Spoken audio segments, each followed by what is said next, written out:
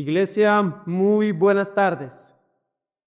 Bienvenidos todos los que hoy nos encontramos acá reunidos.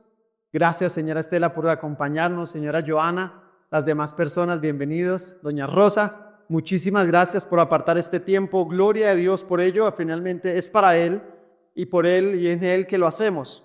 Bueno, como bien saben, hemos estado estudiando Isaías y rápidamente vamos a entrar en materia. Solamente un pequeño recorderis pensando en las personas que vienen por primera vez. Y este es el libro de Isaías, cuenta con 66 capítulos. Su autor, el profeta Isaías. Algunos hablan de 3 autores, pero vamos a concentrarnos en que el autor es Isaías. Muy buenas tardes, bienvenidos. Y este es el tema central de todo el libro, de los 66 capítulos. Y es: Dios es el creador infalible y el santo de Israel. Asimismo, Él juzga el pecado, como lo hemos visto en estos 34 capítulos, y ahora nos vamos a entrar en el capítulo 35, que es una antesala de lo que ha de venir, y es: Él restaurará la creación y salvará a su pueblo. Tengamos presente esto último: salvará a su pueblo. El bosquejo general de este libro es este: juicio del 1 al 35. Hay un paréntesis histórico del 36 al 39 y después vemos la salvación del 40 al 66. En este momento estamos estudiando el capítulo 35. Hace un tiempo vimos los 2 primeros puntos y fue la alegría y la gloria, esta hermosura y esta gloria preciosa que habrá en la tierra en la venida de nuestro Señor Jesús, y toda la gloria del Omnipotente será vista por todos los habitantes de la tierra. Asimismo, vimos el consuelo de la promesa. Y obviamente no quiero pasar por alto este punto, ya que hubo 2 conclusiones certeras en este sentido. La primera fue que debemos, como seres humanos y más como hijos de Dios, aferrarnos con valentía y disciplinarnos en la esperanza de la fidelidad en Dios. En pocas palabras, confía plenamente en el Señor. Y la segunda conclusión de este segundo punto, del consuelo de esa promesa para aquellos que tenían las manos cansadas y las rodillas endebles, es: muestra coraje, sé fuerte y audaz para no seguir fracasando una y otra vez en el pecado, que tanto abomina el Señor. Ahora vamos a entrar a nuestro próximo punto, el tercero, que anhelo poder terminarlo el día de hoy. Y en este punto vamos a leer, por favor, nuestro capítulo 35 y vamos a leer del versículo 1 al 4 solamente. Del 1 al 4. Entonces dice Isaías 35: se alegrarán el desierto y la soledad. El yermo se gozará y florecerá como la rosa. Florecerá profusamente y también se alegrará y cantará con júbilo. La gloria del Líbano le será dada, la hermosura del Carmelo y de Sarón. Ellos verán la gloria de Jehová, la hermosura del Dios nuestro. Verso 3. Fortaleced las manos cansadas y afirmad las rodillas endebles.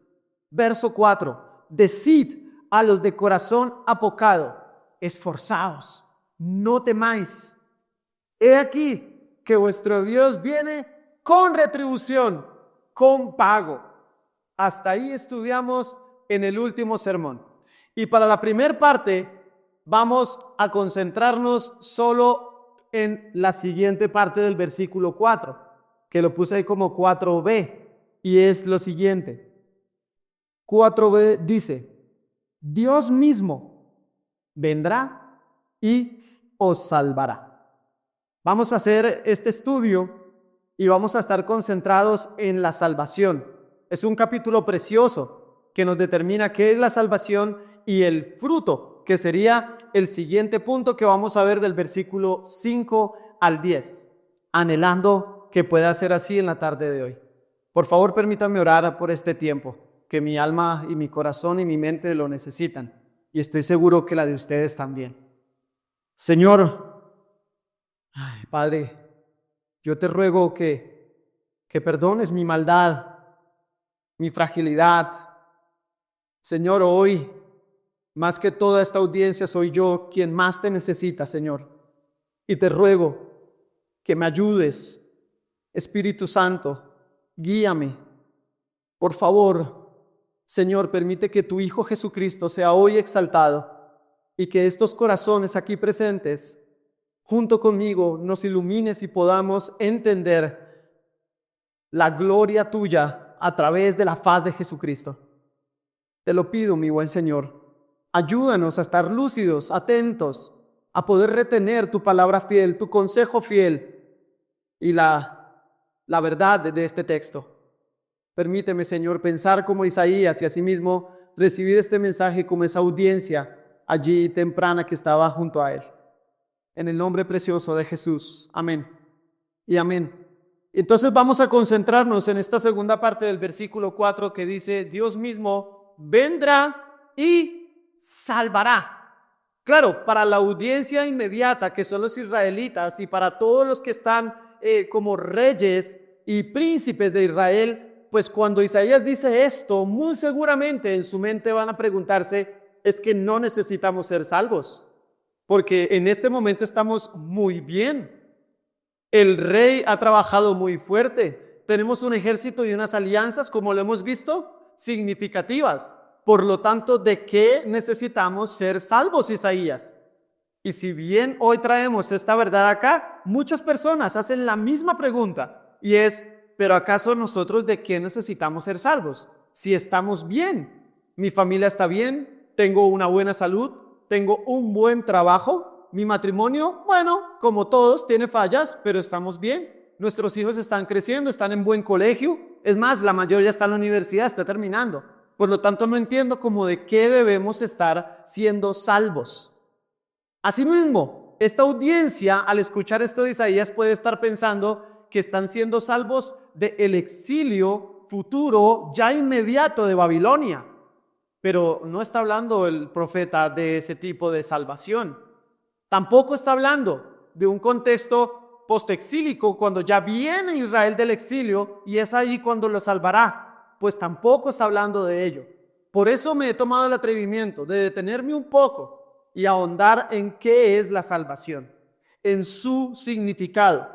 Esta profecía determina varias verdades solamente con ese texto. Dios mismo vendrá y salvará. Una de esas verdades, por ejemplo, es que Isaías de manera veraz determina que no hay nadie aparte de Dios que realice, ejecute o entregue la salvación. Dios mismo lo hará. Por segunda verdad, tenemos que Isaías aclara allí mismo en estas palabras que ninguna obra, ningún esfuerzo, ningún mérito humano podrá alcanzar o ganar el estandarte de la salvación. Israel podía hacer lo que hubiese podido hacer, lo que hubiese querido hacer, viendo ya Babilonia entrar a Israel, y hubiesen podido lo que quieran, pero sus esfuerzos iban a ser siempre minúsculos para adquirir o para alcanzar la salvación. Muy similar a nosotros hoy día. Por más de que nos esforcemos, jamás en nuestras fuerzas podremos obtener la salvación. Tercer punto en esta verdad tan corta, y es que la palabra vendrá, Dios mismo vendrá, determina un aspecto futuro y determina la presencia física de la divinidad para efectuar la salvación. O sea, estamos leyendo una profecía mesiánica, donde nosotros, por fe, creemos que su cumplimiento es en la persona del Señor Jesucristo. Cuarto, y es que su cumplimiento no es literalmente para evitar el exilio, como lo venía diciendo, y tampoco para el regreso de Babilonia, ya que el fruto, como vamos a ver, de la salvación en este texto, no solamente abarca a la nación de Israel, sino que abarca al pueblo santo, apartado y escogido por Dios, llamado iglesia universal. Estas son las 4 verdades que vemos allí. Ahora, para ahondar un poco más en estas palabras, Dios mismo vendrá y salvará. El Señor me ha permitido meditar en nuestra audiencia, en nuestra iglesia local. y me he tomado el atrevimiento de hacerle algunas preguntas a este texto. Una de ellas es, ¿qué significa la palabra salvar? Y también salvación. ¿Será que todos tenemos claramente qué es eso?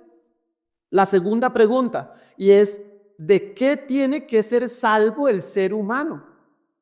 Les hablamos de salvación a nuestros hijos y en algún momento les hemos explicado de qué tienen que ser salvos ellos. La tercera pregunta, y es, ¿quién necesita ser salvo? Israel está convencido que van muy bien. Ellos no necesitan salvación. ¿Quién necesita ser salvo? El cuarto, ¿quién salva y para qué salva? ¿Quién salva y para qué salva? Y como quinto punto, vamos a ver, pues, cuál es el fruto de la salvación. Qué hermoso, en verdad, todo ello. Así que empecemos con la primera, y es qué significa la palabra salvar y la palabra salvación. Es muy sencillo, pero muy profundo. Salvar en el hebreo es yasha y traduce liberar, socorrer o rescatar. Liberar, socorrer o rescatar. Israel, ¿de qué tiene que ser rescatado? Por el momento en Isaías 35, de nada, porque están bien. Ellos vieron cómo Asiria venía y se llevaba cautivo al reino del norte, pero ellos estaban tranquilos. Ellos no necesitaban ningún rescate. Si alguien necesita rescate es el reino del norte, que ya fue allí a la esclavitud, ¿cierto? Por los asirios. Pero nosotros en Jerusalén no necesitamos ningún tipo de rescate. Liberarnos, dirían los fariseos, nosotros no somos esclavos de nadie. Amo tenemos y es Dios. ¿Y Jesús qué les responde? ¿Son esclavos de quién? Del pecado. Así que esta palabra significa liberar, socorrer, literalmente rescatar. Liberar y rescatar. En esencia significa quitar o librar a alguien de una carga, de una opresión, dominio o de un peligro. Y claro, ellos podrían estar preguntándose, bueno, ¿y qué tipo de peligro nos va a llegar a nosotros? Nosotros nos podemos preguntar exactamente lo mismo. Yo me veo muy bien. Yo creo que el peligro es más grande, es la muerte, pero igual a todos nos llega. Entonces no tengo por qué estar escondiéndome ni buscar a un libertador. Esta palabra, salvación, ya tiene otra raíz en el hebreo y es Yeshua. Lo que significa salvación es rescatado, liberado o liberación. Para ser más exacto, traduce redención. Redención. Y es esta traducción es estar en un lugar seguro. ¿A quién no le gusta estar seguro? Vamos a un viaje. ¿Quién quiere que se caiga el avión? Nadie. Queremos estar completamente seguros. Si nos vamos de viaje, queremos tener la seguridad de que el carro esté bien, de que los viáticos estén completos, suficientes y hasta extra. Queremos llegar a un muy buen lugar, pues libre de todo tipo de peligro. Por lo tanto, queremos estar seguros. Cuando salen nuestros hijos de casa, ¿qué queremos? ¿Que vuelvan con una pata rota? No, queremos que estén seguros. Las esposas, cuando sus esposos salen de casa, quieren que sus esposos estén seguros, estén protegidos y por lo tanto libre de todo peligro. Muchos nombres contienen esta raíz Yeshua, como por ejemplo, Josué significa Jehová salva. Asimismo, Isaías, Jehová es salvación. Y asimismo, Jesús, que literalmente traduce Salvador. Esta es la raíz de esas dos palabras, salvar y salvación. Ahora, pasemos a nuestra segunda pregunta y es, ¿de qué tiene que ser salvo el ser humano? Y gracias al Señor, que las mismas escrituras dan respuesta a esta pregunta. ¿De qué tiene que ser salvo el ser humano? Miremos un momento Isaías 34, versículo 2. ¿Por qué tanta importancia esta pregunta? ¿Por qué es necesario detenernos y con detalle predicar esto. 34, versículo 2. Vamos a leer el 1 y el 2, por favor. Acercaos, naciones, juntaos para oír, y vosotros pueblos, escuchad. Oiga la tierra y cuanto hay en ella, el mundo y todo lo que produce. Verso 2. Porque Jehová está airado contra todas las naciones e indignado contra todo el ejército de ellas. Las destruirá y las entregará al matadero. ¿De qué tiene que ser salvo el ser humano? De la justa, recta, soberana, perfecta, excelente y amorosa ira de Dios. De eso todo ser humano debe ser rescatado, por lo cual todos hacemos parte de este grupo de seres humanos. No hay ni uno solo que se escape. Y claro, la ira hace parte del carácter santo y perfecto del Señor. La ira es la respuesta justa, santa y obvia hacia el pecado del ser humano. Y quiero tener presente lo siguiente, y es, creo necesario explicar qué es el pecado. A veces, como iglesias cristianas, lamentablemente y muchas veces sin intención, nos concentramos en decir que todo es pecado. Y por lo tanto, muchas personas no quieren hablar con nosotros porque ya lo que nos van a hablar es pecado. Estoy viendo La Rosa de Guadalupe y es pecado. Estoy viendo una película de Netflix y es pecado. Me voy a tomar una cerveza y es pecado. O sea, todo. Que mis hijos se vistieron de esta forma, están pecando. Que mi esposa me habló, está pecando. Que mire cómo se viste, está pecando. Pero el pecado es mucho más allá que una simple acusación al comportamiento humano y banal. Esto va mucho más allá de tan siquiera cometer un error con mi prójimo, de fallarle a mi esposa, o de fallarle a mis hijos, o al jefe, o llegar tarde. Esto va mucho más allá. Y es necesario explicar qué es el pecado porque es la causa de la ira de Dios. Y el pecado es un insulto a su santidad. Si tú conoces al Señor, debemos cada día conocer más su santidad. Y en la medida en que yo lo conozco más y peco, es un insulto a su santidad. Asimismo, el pecado es una rebelión contra su autoridad. Esto lo hemos hablado. Y, por ejemplo, Luchi, el Señor le puso como autoridad terrenal una sola autoridad, y es Junior y Angie. Ellos son los representantes de Dios aquí en la tierra para el cuidado y la instrucción y la disciplina de Luchi. Por lo tanto, si Luchi deshonra, desobedece, insulta a Angie y a Junior, ¿a quién están fallando, insultando y deshonrando? A Dios mismo. Por lo tanto, el pecado es una rebelión contra su autoridad. Asimismo, es un mal cometido contra su soberanía, la cual es inviolable. El pecado es un deleite profundo y voluntario por lo inmundo, por lo terrenal, por lo pasajero, por lo efímero y detestable ante los ojos de Dios. Y hablemos, ¿qué pecado es feo? Si fuese feo, nadie pecaría. A nadie le gusta ir a comprar un producto que sepa feo y desagradable a los ojos y de mal olor. Tú no lo haces.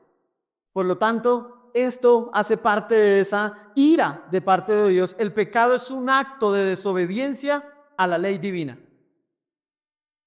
El pecado, en otra traducción, traduce errar al blanco. Pero, ¿sabes? Debemos ir mucho más profundo, porque esta traducción dice que el pecado traduce dolor, lo que conlleva estar fatigado y cansado.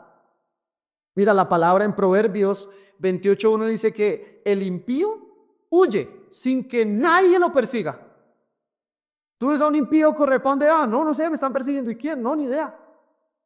Y por lo tanto el pecado trae dolor, trae fatiga, trae cansancio.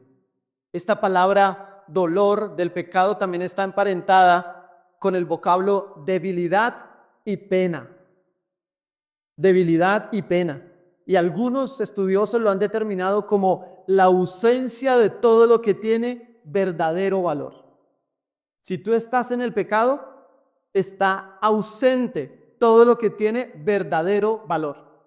Y no sé si les ha pasado, pero cuando estamos en pecado es cuando más cansados, deteriorados estamos.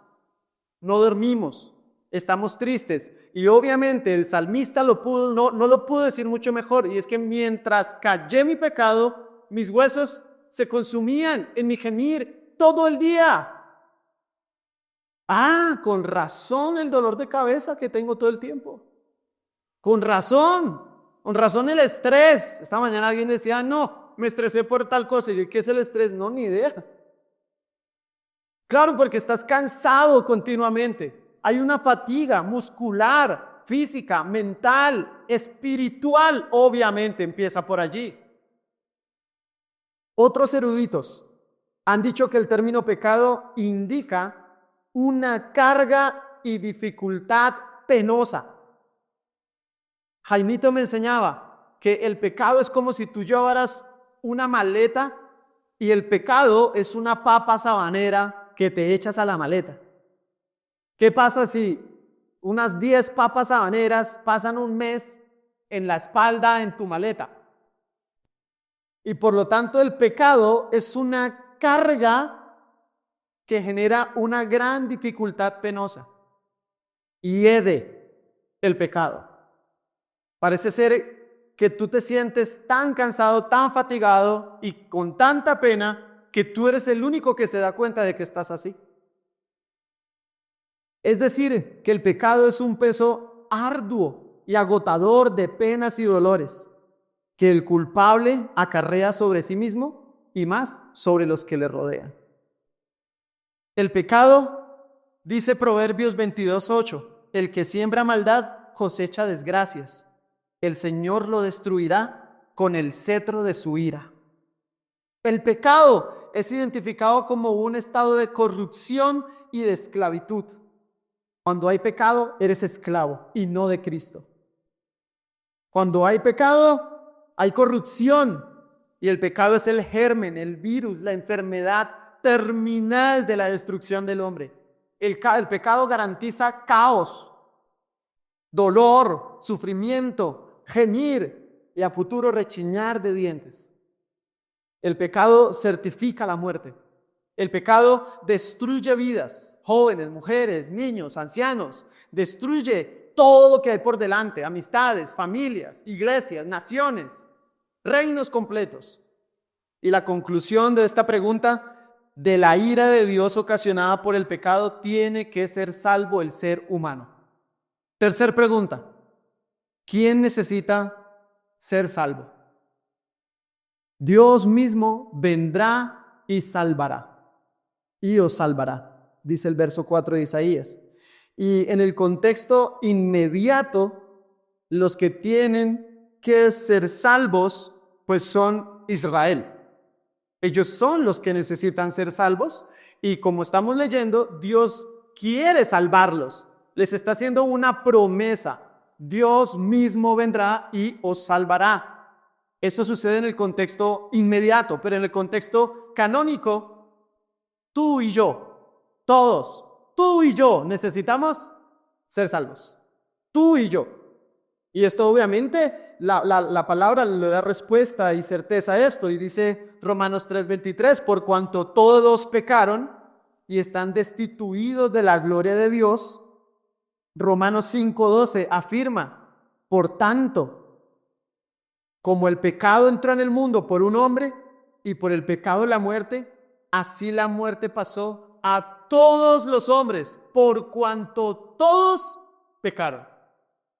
Y evangelizar y tener conversaciones con las personas no creyentes es una delicia, es una bendición, porque te vas a encontrar con personas muy buenas, justas, puntuales, eso ni un creyente, puntuales, honradas, dadivosas. personas en verdad generosas, de un corazón agradable, amigable, es más, confiable. Y por lo tanto estas personas están siendo engañadas en que no tienen pecado encima. Y por lo tanto son buenas personas y por consiguiente están lejos y ellos no tienen nada que ver con la ira de Dios. Ellos están a paz y salvo con Dios por sus buenas acciones. Pero como leímos, no hay ni uno solo. Ni uno solo, dice Romanos, ni uno solo justo, ni un solo bueno. No hay quien busque al Señor, no hay quien lo invoque, no hay quien clame a Él. Todos a una se desviaron. Así que, ¿quién necesita ser salvo? Tú y yo. Sin Cristo, dice Efesios, estamos muertos en delitos y pecados. Estamos siguiendo la corriente de este mundo conforme al príncipe de la potestad del aire. Estamos cediendo a nuestros deseos de la mente, a los deseos de nuestra carne y por consecuencia somos hijos de ira e hijos de desobediencia. Como padres, díganme si no queremos que nuestros hijos comprendan todas estas verdades, las conozcan, vengan a arrepentimiento y vivan para la gloria del gran y único Salvador. Como esposos, lo único que queremos es crecer en el conocimiento de nuestro Redentor. Tú y yo necesitamos ser rescatados, liberados de la esclavitud del pecado. Todos. No hay ni uno solo que pueda decir, yo ya soy salvo sin el Salvador. Yo menos mal no pertenezco a Israel. Yo no soy de esa tierra. Yo ya me salvé y lo hice por mi buen comportamiento. Pues debo decirte que esto es falso y estás viviendo en una completa mentira que te llevará a la destrucción eterna bajo la ira de Dios. Por lo tanto, necesitamos un Salvador. Estamos en peligro inminente. Tú y yo debemos huir de la ira de Dios.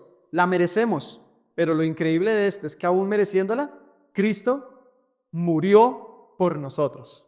Aún nosotros siendo pecadores, Cristo murió por nosotros.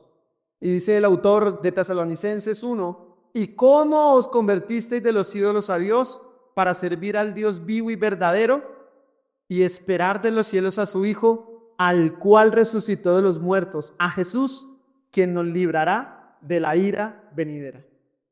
¿Quién necesita ser salvo? Tú y yo. ¿Y el único camino? El Señor Jesucristo. Cuarta pregunta, y es, ¿quién salva y para qué salva? Tengamos cuidado de estar recibiendo estas verdades como si ya las supiéramos y no estuviesen haciendo nada en nuestro corazón. Cada vez que escuchemos de nuestro Salvador y Redentor, nuestro corazón debe en verdad alegrarse de sus verdades. Decir amén, aleluya, porque se está predicando la verdad. Nuestra cuarta pregunta, ¿quién salva y por qué salva? Y el mismo texto nos da la respuesta. Verso 4b, Dios mismo vendrá y os salvará.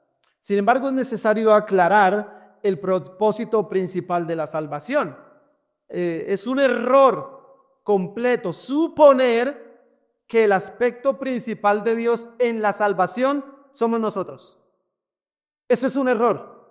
Y por lo tanto parece ser que yo ya soy salvo, entonces hacemos fiesta. Yo recibí al Señor Jesús. Claro, yo me arrepentí. Claro, yo lo confesé. Yo le abrí la puerta. Yo lo recibí en mi corazón. Y pareciera con todas estas respuestas es que yo soy el centro del mundo y por lo tanto el centro de la salvación. Pero nosotros no lo somos. No lo somos. Dios salva a su pueblo únicamente conforme a su propósito supremo para todas las cosas. ¿Cuál es ese propósito supremo? Traer gloria y honra a su nombre. Así que debemos dejar de estar pensando que yo soy el centro de la salvación y que todo se centra en mí. Porque si eso estamos pensando, estamos completamente equivocados. Debo decirte que no se trata de ti. Se trata de la gloria y la honra y la excelencia y la exaltación de Dios mismo. Ahora bien, tenemos muchos privilegios. Y esto, al nosotros tenerlo claro, deseamos que todas las personas tengan estos privilegios. ¿Cuáles privilegios tenemos al ser salvos? Tenemos el privilegio de ser escogidos por Dios para salvación, en base a nada de nosotros mismos. Él nos escogió, pero asimismo también provee un sustituto de tal valor y honor como el Hijo de Dios mismo, y por lo tanto recibir el don del nuevo nacimiento. Qué increíble es esto. Aparte de cualquier obra de uno mismo, tú no naces de nuevo por ninguna obra tuya. Asimismo somos unidos a Cristo. Somos declarados justos delante del Dios santo y temible. Somos adoptados como hijos en la familia de Dios. Somos hechos conformes a su imagen, progresivamente en la tierra, completamente en el cielo. Las Escrituras revelan que la salvación no está centrada en el hombre, sino en Dios. Efesios, mira lo que dice, y es: Él salva a los pecadores para la alabanza de la gloria de su gracia. Esta es la salvación. Y un ejemplo del Antiguo Testamento de la salvación de Dios es la redención de Israel de la esclavitud en Egipto. El salmista dice lo siguiente: no obstante, los salvó por amor de su nombre para manifestar su poder. Sin embargo, la preocupación suprema en la redención del pueblo de Egipto es honrar su propio nombre. Dios le dice a Faraón a través de Moisés: y a la verdad yo te he puesto para mostrar en ti mi poder y para que mi nombre sea anunciado en toda la tierra. Éxodo 9:16. Asimismo, antes de cruzar en seco el Mar Rojo, Dios le dice a Moisés lo siguiente: yo endureceré el corazón de Faraón para que lo siga, y seré glorificado en Faraón. ¿En dónde está centrada la liberación y el rescate del pueblo de Israel? ¿En Israel o en Dios? En el Señor. Muy bien, en el Señor. Y dice el Señor en Isaías 48:9: por amor de mi nombre atrasaré mi ira, y para alabanza mía la reprimiré, para no destruirte. Por amor a su nombre. Y qué precioso es esto, porque si lo hace por amor a su nombre, es que yo hago parte de ese plan perfecto que en Él es santo, eterno, perfecto e irreprensible, intachable, sin mácula, limpio completamente, puro. Ahora, más adelante, en un contexto más cercano a Isaías, en Ezequiel, el cual el profeta ya está en el exilio, Ezequiel dice lo siguiente, hablándole a la nación de Israel: no lo hago por vosotros, oh casa de Israel, sino por causa de mi santo nombre. Y santificaré mi grande nombre, profanado entre las naciones, el cual profanasteis vosotros en medio de ellas, y sabrán las naciones que yo soy Jehová, cuando sea santificado en vosotros delante de sus ojos. Ezequiel 36, 22 y 23. Y en última instancia, para cerrar esta pregunta, como verdad como verdad universal y eterna, el Dios Salvador borrará nuestras transgresiones por amor a sí mismo. Él perdona nuestros pecados por amor a su nombre. Primera de Juan, capítulo 2, verso 12. En la oración de nuestro Señor Jesucristo, allí en Juan capítulo 17 se puede ver el propósito supremo de la salvación. Y el Señor dice allí en Juan 17, del 1 al 5, pero voy a leer la primera parte, y es: levantando sus ojos al cielo dijo: Padre, la hora ha llegado. Glorifica a tu Hijo, para que también tu Hijo te glorifique a ti. Toda la salvación está centrada en nuestro Señor. Todo le corresponde a Él. Toda la gloria es para Él. Dios es un Dios celoso de su gloria. Por eso no quiere que nosotros tengamos otro tipo de ídolos o entreguemos nuestro corazón a algo o a alguien más. Así que Cristo vino al mundo para salvar a los pecadores, de los cuales yo soy el primero. De esta forma, podemos concluir esta parte que aunque el hombre es el receptor del gran amor de Dios en la salvación, no es la máxima preocupación de la gracia salvadora de Dios. Él mismo y la gloria de su nombre son lo principal en la gracia salvadora de Dios. Pasemos ahora a nuestro último punto, y es el fruto. Capítulo 35, del 5 al 10. Voy a leer el 5 y el 6 hasta la mitad. Entonces los ojos de los ciegos serán abiertos y los oídos de los sordos se abrirán. Entonces el cojo saltará como un ciervo y cantará la lengua del mudo. Hasta ahí. Y cantará la lengua del mudo. Y claro, antes de empezar, ¿por qué puedo llegar a la conclusión que este punto es el fruto de la salvación? Hay una palabra que es muy importante, es un adverbio y es entonces. Entonces. Y este adverbio cambia el significado de una palabra o de una oración misma. Y aquí nos sirve como marcador del tiempo más o menos próximo o de manera simultánea. O sea que cuando Dios mismo venga y salve, esto va a suceder. Este es el fruto de esa salvación. Este es el fruto de que Dios venga por su pueblo. Y dice lo siguiente. Asimismo, en este texto, más adelante nos vamos a encontrar con el y, en el verso 8. Y habrá allí calzada. Y más adelante en el 10, y los redimidos de Jehová volverán. Todos estos del 5 al 10, lo único que vamos a ver, esa es una conjunción que lo que determina también es como adición. Entonces, ¿recuerdan al Chavo del 8? Y jugamos, y tú le pegas a la pelota, y adición. Quiere aumentar, y lo que nos quiere dar es una lista, no exhaustiva, pero sí preciosa de lo que es el fruto de la salvación. Entonces, el verso 5 al 6a dice que no hay razón para considerar que los defectos corporales sean representación de defectos espirituales. Esto no lo debemos tomar completamente alegórico.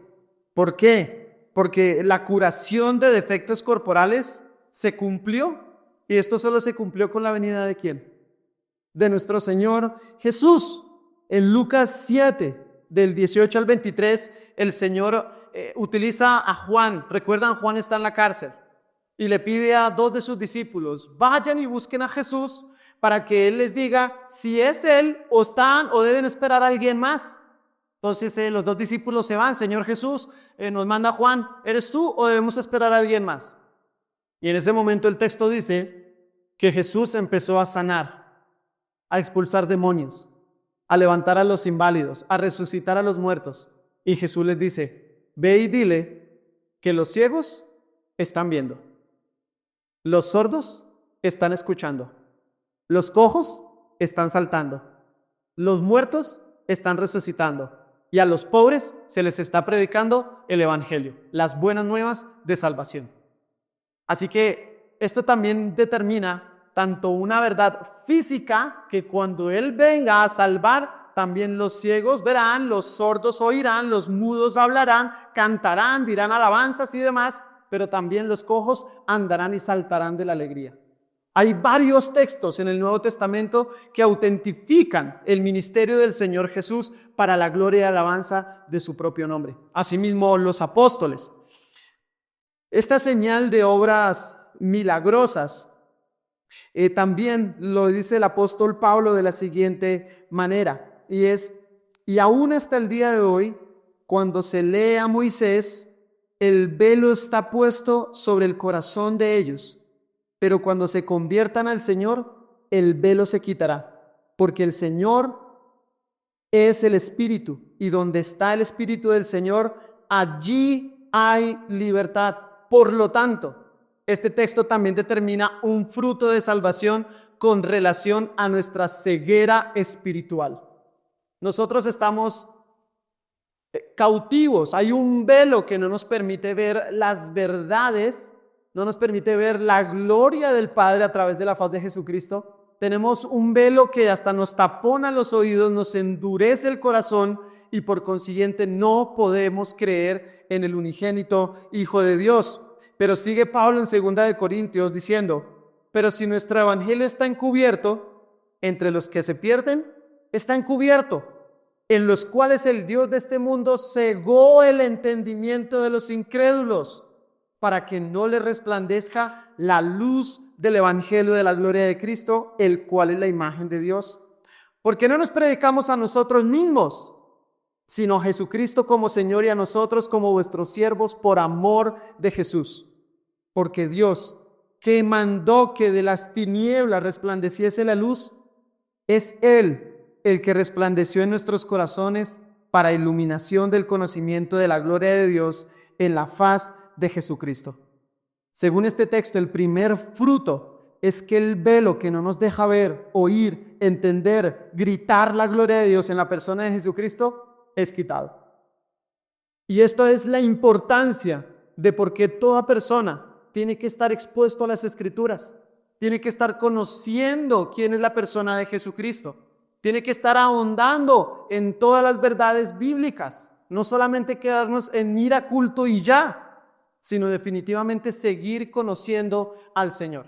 Este primer fruto determina es quitar este velo que no nos permite conocer al Señor. Y asimismo, en nuestro corazón hay tinieblas, y es allí donde el Evangelio hará que resplandezca la luz admirable para la alabanza de Jesucristo.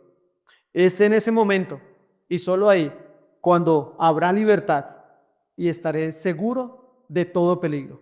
Y podré decir, hoy es día de salvación.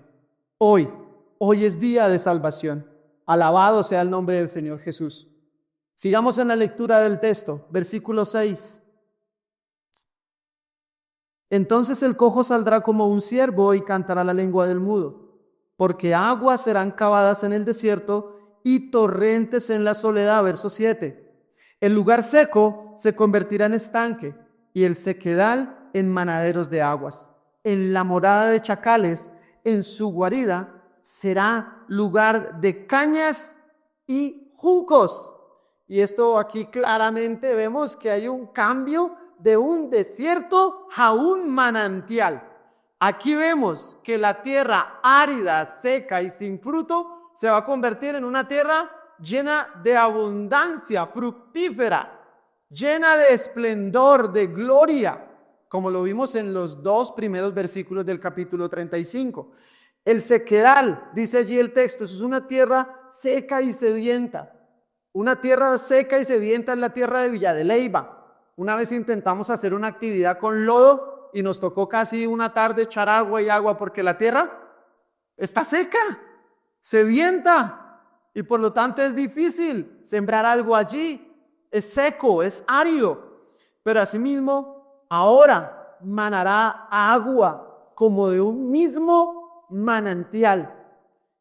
Dice que la morada de los chacales también podría traducirse como las llenas. La habitación de animales salvajes ahora se convertirá en un pastizal para los rebaños. Esto es increíblemente hermoso, un lugar para acampar. El peligro, ya no habrá peligro, ahora se torna en abundancia. Ya podemos acampar al lado del poder de la naturaleza. El lugar de cañas y juncos indica que de ahora de esa tierra árida, ¿ustedes recuerdan qué texto habla de cañas y juncos? Es cuando la hermana de Moisés lo bota por el río y allí entre cañas y juncos queda la canasta y viene la princesa. Por lo tanto son matas y son flores que necesitan de agua constantemente para poder vivir. Esto significa las cañas y los juncos. Y obviamente no hay nada mezquino o limitado en el potencial de la liberación divina. Hasta la misma naturaleza será redimida. Cielos nuevos, tierra nueva. Habrá belleza. Todo lo que vemos es desechable. Todos estos, los que dicen cuidar el medio ambiente, tranquilos, se va a acabar, así lo cuides. Ahora, esto es una tarea, tampoco con esto vayas a desperdiciar cualquier cantidad de cosas y quemen los bosques y demás. No, para nada. Pero definitivamente también la naturaleza será redimida. Isaías sabía que a través de este texto también estaba apuntando a algo mucho más supremo, algo espiritual también en nuestro entonces, para poder disfrutar de esa salvación. Y por lo tanto, dice que esto también hace parte, este texto, del cambio, la transformación de la personalidad humana.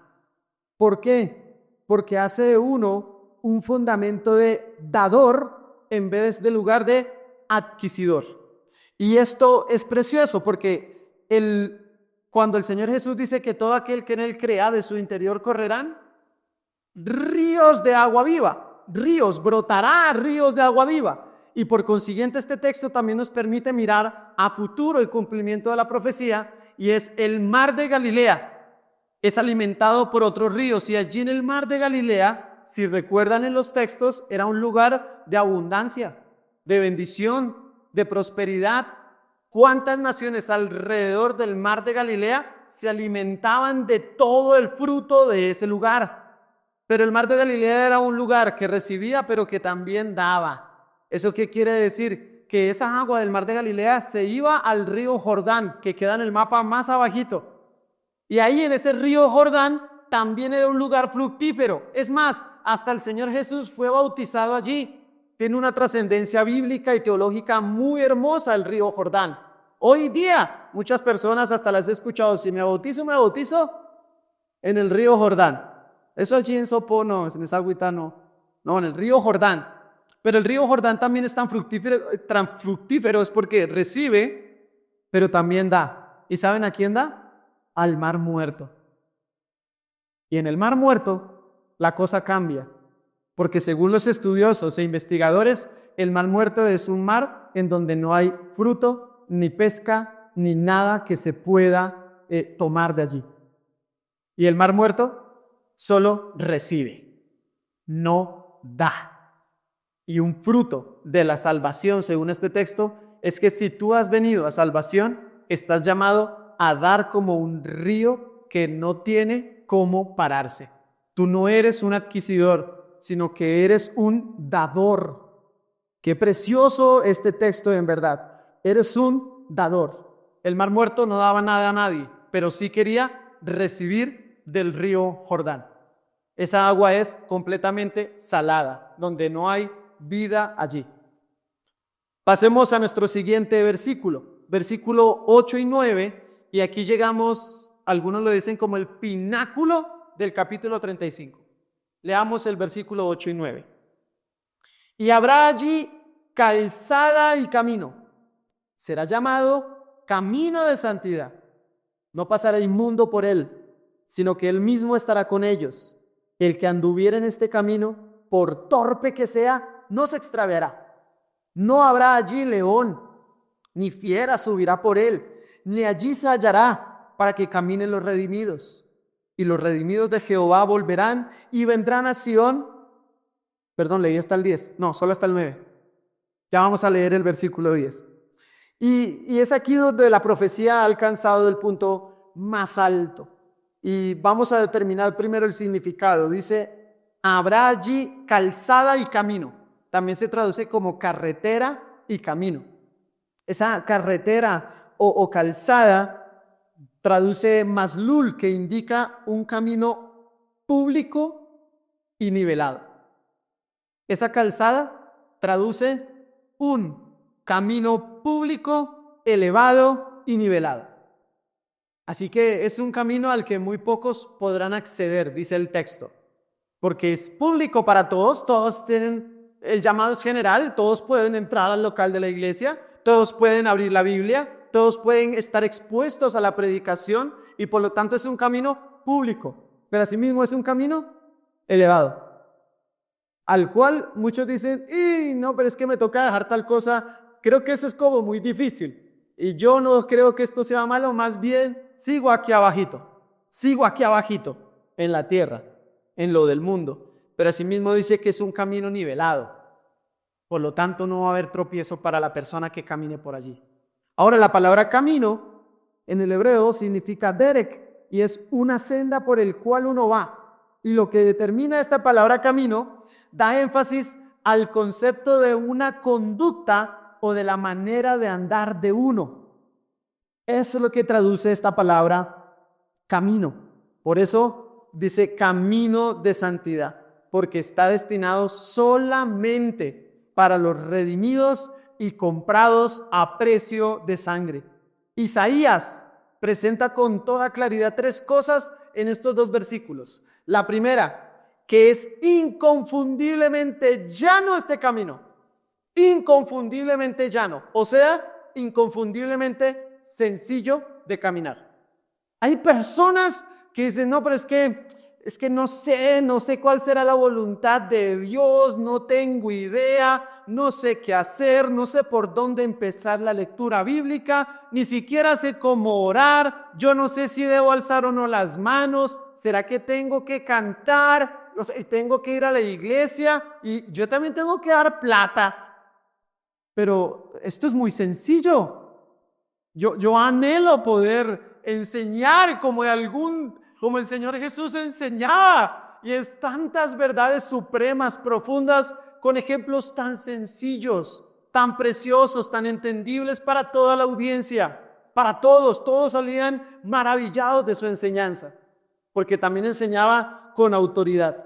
Este camino de santidad es inconfundiblemente sencillo. Es sencillo, no tienes que hacer proezas ni hacer mortales para andar en este camino. Es muy fácil. El Señor nos dio los mandamientos y los mandamientos no son tropiezo para nosotros.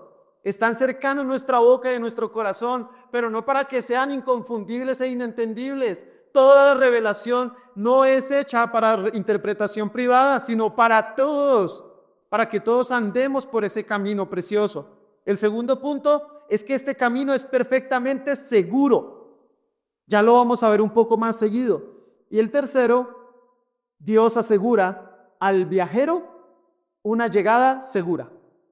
No va a haber pérdida. Este camino de santidad tiene un principio y lo dio el Señor, y tiene un fin y Él te llevará a ese fin. Así de sencillo. ¿Alguno de ustedes ha ido hasta Villa de Leyva en bicicleta? Bueno, yo lo he intentado algunas veces y tengo mi punto de partida, mi casa.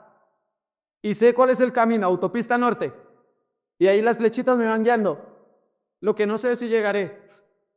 Y en bici no he llegado, porque sé que es un camino difícil, duro, exigente, que sin entrenamiento no lo voy a lograr. Pero andar por este camino sencillo, lleno, perfectamente seguro, tendré una llegada segura. Tendré una llegada segura. Y por lo tanto, de esta manera, como Juan Bunyan dice, los peregrinos estarán en camino, caminando por allí, siempre y cuando entren por la puerta estrecha. Si tú entras por la puerta estrecha, vas a caminar por el camino angosto. Y ese camino angosto definitivamente es seguro por su dirección. Tienen la seguridad de estar protegidos también de la contaminación de los impuros. Ya lo vamos a ver. Y de las bestias salvajes, dice el texto. Ya no habrá león ni fiera que pueda acercarse a ti. Los viajeros en este camino de santidad están convencidos y plenamente gozosos de una convicción de una misión segura. O sea, tú ya caminas por ahí, ya sabes cuál es tu misión. ¿Cuál es la misión de un cristiano? ¿Cuál es el fin de todo hombre? Glorificar al Señor y disfrutar de ello aquí en la tierra y el resto de los días. Y como fruto de ello, predica a Cristo. Si tú estás caminando en ese camino, ve y compárteselo a todos los que te rodean, porque ahora has entendido por la misericordia del Señor que no hay otro camino el cual puedas andar, en donde tu llegada esté segura, en donde el camino esté seguro. No, sin Cristo va a haber tropiezos, van a haber curvas, van a haber subidas, van a haber bajadas, van a haber ladrones, van a haber lluvias, van a haber tormentas, va a haber muerte, pero a algunas personas les encanta la travesía. Sin tenis, yo voy, Villa de Leyva sin tenis, yo voy. Pero, ¿para qué?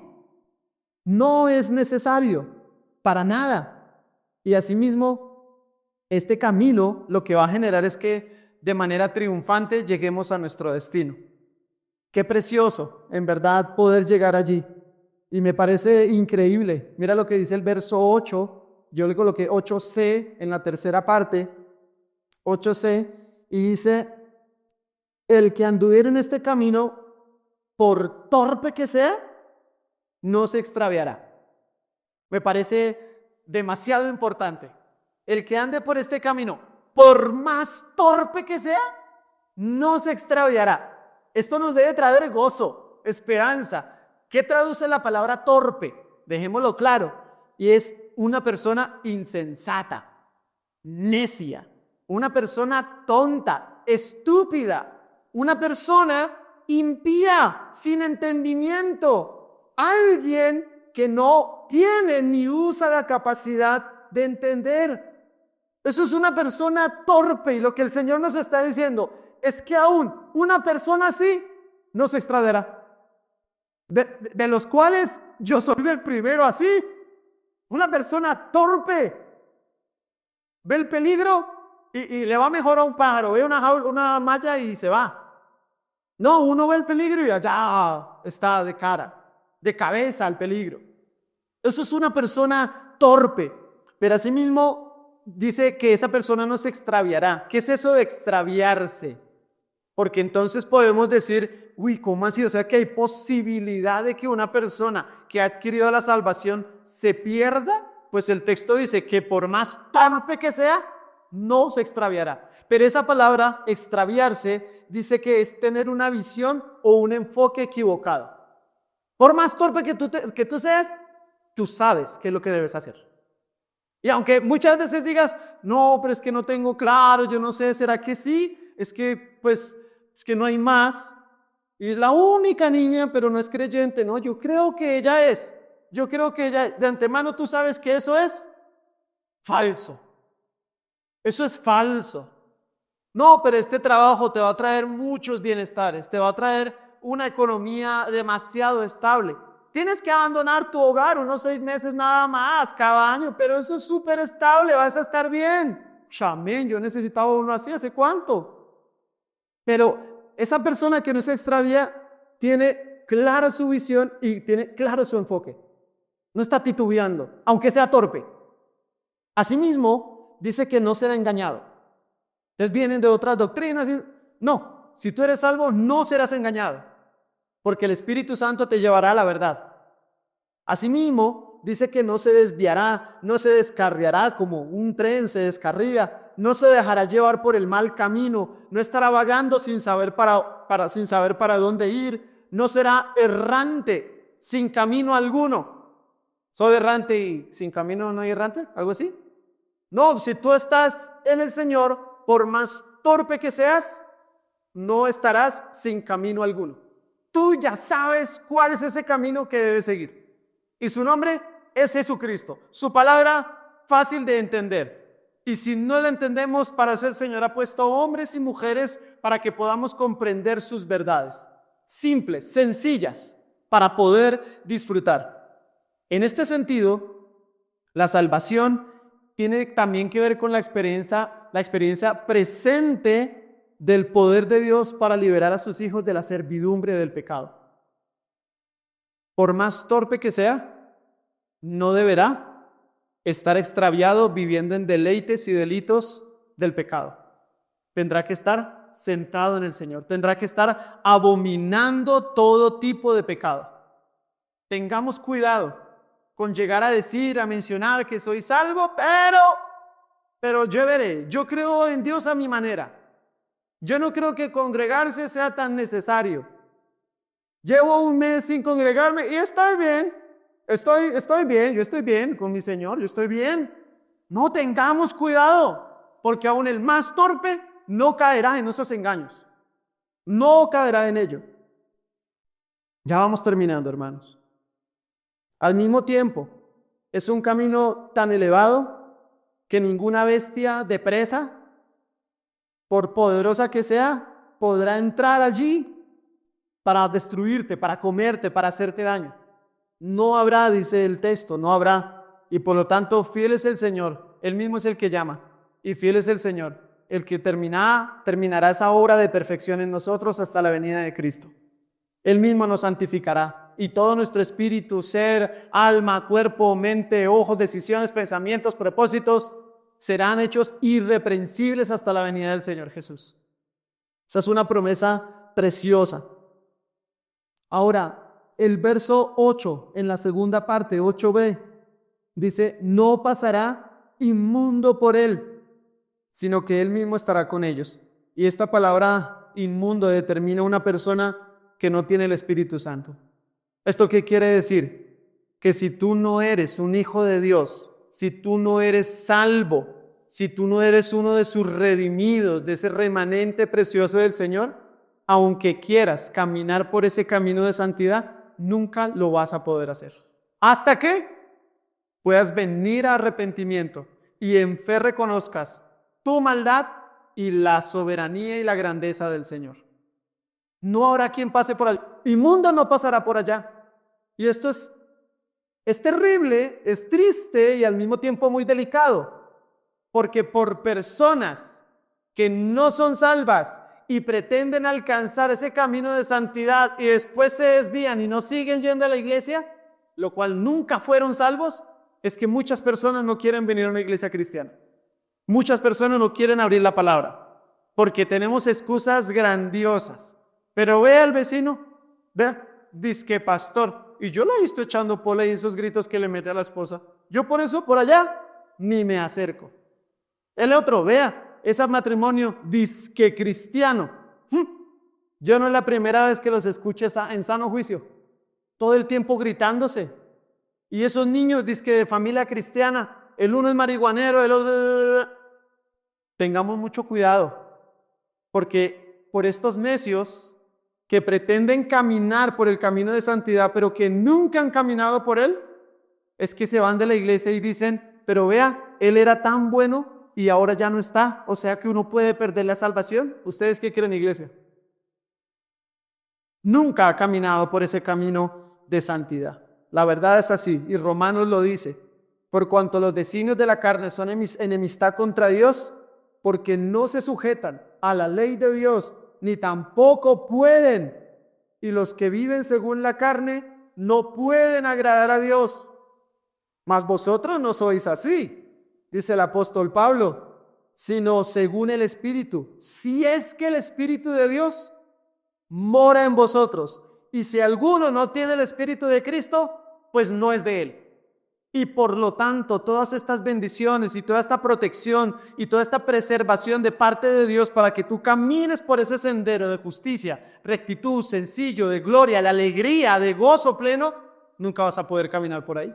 Y eso es donde, con razón, yo nunca he podido alabar al Señor genuinamente. Yo lo que necesito es un arrepentimiento inmediato, auxilio. Huye a Cristo. Ya mismo, huye a Él, ve a pedirle perdón. Ve y confiesa tu maldad, porque entonces estás caminando por camino de muerte. Último versículo, y con esto terminamos. Y los redimidos de Jehová volverán y vendrán a Sion con alegría y gozo perpetuo sobre sus cabezas. Y tendrán gozo y alegría, y huirán la tristeza y el gemido. Y es que aquí definitivamente hay un lugar al que mi alma quiere estar. Hay un lugar en donde mi corazón ya desearía llegar. Mis ojos ya quisieran ver la gloria plena, suficiente, admirable del Señor Jesucristo. Todo mi ser no debería anhelar nada más, sino su presencia. Ese es el mayor tesoro que un hijo de Dios puede llegar a tener después de la salvación. Obviamente Isaías presenta el concepto de que sobre sus cabezas, sobre esos redimidos, hay unas guirnaldas de gozo, hay unas coronas de gozo. Han sido coronados y no con una alegría efímera y pasajera, sino con una alegría eterna. La alegría y el gozo han reemplazado ahora a la tristeza y el gemido. La alegría se apodera de ellos y la pena y el dolor y los suspiros huirán. Una de esas enormes bendiciones definitivamente es que ya cuando Él regrese no pecaremos nunca más. Esto a mí me tiene muy feliz en verdad, porque soy un pecador redimido que todos los días batalla con el pecado. Soy un pecador redimido que todos los días está clamando por perdón al Dios viviente y Dios altísimo. Soy un pecador redimido que solo no puede, que es frágil, que cada día reconoce su incapacidad de hacer algo bueno sin la presencia, dirección y habilitación del Señor. Soy un pecador redimido que solo por Él es que hago lo que hago, solo para su gloria. Y soy un redimido pecador que hoy día necesita de ustedes, de sus oraciones, de su compañía, de levantarme, de animarme, de amarme. ¿Cuánto mi alma lo necesita? Por lo tanto, este es un deseo, dice un texto, que el rollo del mal muerto dice en este texto, porque ya no hay más penas ni suspiros. Ya no hay. Solo hay alegría, gozo. ¿Qué significará? ¿Qué se sentirá? ¿Cómo será ese momento cuando veamos cara a cara a nuestro Salvador? ¿Será que habrá tristeza? Tristeza porque te acordaste de tu mamá y tu papá que no fueron salvos y nunca van a estar acá. No, la palabra dice que no va a ser así, que esos pensamientos no llegarán a turbar nuestra memoria, porque ahora tenemos la gloria presente por la eternidad. Así que este es el cántico del camino abierto. Este es el cántico de un camino lleno de esperanza, donde solo el pueblo santo de Dios puede caminar, transitar y llegar a la meta a través del Señor Jesús. Regocíjense hoy día, hermanos, regocijémonos en el desierto, porque será lleno de manantiales. Regocijémonos y animémonos con un corazón que no desfallezca. Sean en verdad sanados todos los dolientes, porque hoy ha venido la salvación a nuestros corazones. Hoy el Señor Jesús habita en nosotros y por eso podemos marchar con total tranquilidad, confiando en la hermosura, en la bendición de trazar una senda recta en donde el Señor nos va a proteger hasta los últimos días. Esa es su promesa. Por lo tanto, oremos y agradezcamos al Señor por esta palabra, por la salvación que es en Cristo y porque podamos perseverar en la salvación. Cuidemos la salvación, no para que se pierda, sino para que para la gloria del Señor sea exaltada. Oremos. Señor, por favor, te ruego que traigas salvación sobre las personas que no te conocen. Te ruego, Padre, que esta exposición no haya sido ni dicho algo más ni menos, sino que haya estado concentrado en ti, mi Señor, y por tanto estas almas de mis hermanos y la mía misma podamos agradecer de las virtudes que hay en tu Hijo Jesucristo como Redentor y Salvador. Padre, yo te imploro que a través de tu Santo Espíritu hoy pueda venir al arrepentimiento aquella persona que tiene que venir a ti. Clamamos por tu ayuda, clamamos por tu salvación, clamamos por tu protección. Clamamos, Señor, para que podamos deleitarnos en el Dios que salva. A ti sea la gloria por los siglos de los siglos. Amén.